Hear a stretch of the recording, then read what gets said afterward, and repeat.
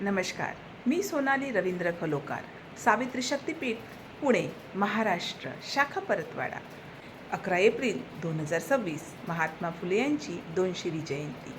त्यानिमित्ताने महात्मा फुले यांनी त्या काळी अखंडाद्वारे मोठे प्रबोधनात्मक कार्य केले, ते आजही उपयुक्त आहे. जाणून घेऊया त्यापैकी एक अखंड व त्याचा अर्थ. आजचा अखंड आहे: हेच शास्त्र करते, हेच न्याय देते, गुरु हेच होते पूर्वकाळी.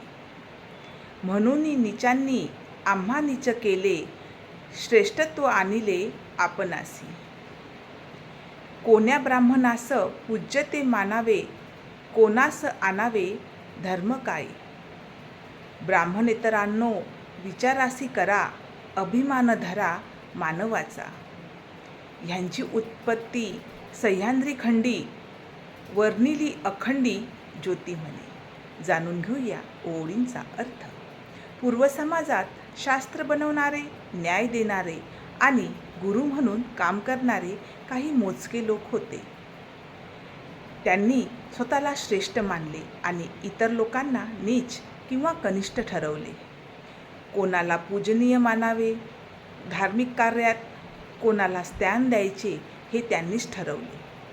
ब्राह्मणेतर समाजाला विचार करण्याचे आणि स्वतःला माणूस म्हणून आत्मसन्मान ठेवण्याचे आवाहन केले आहे.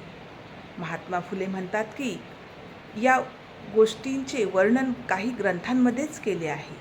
संपूर्ण संदेश असा की या ओळींमध्ये समाजातील जातीभेद, श्रेष्ठ कनिष्ठपणा, अन्यायकारक सामाजिक व्यवस्था यावर टीका केली आहे आणि सर्व माणसे समान आहेत, आत्मसन्मान बाळगा असा संदेश दिला आहे. महात्मा फुले यांनी दिलेला संदेश आजही उपयुक्त आहे. तो आपण आपल्या जीवनात अंगीकारला पाहिजे अशी मी सावित्री शक्तीपीठ, पुणे, महाराष्ट्राच्या वतीने आपणास विनंती करते. जय ज्योती, जय सावित्री.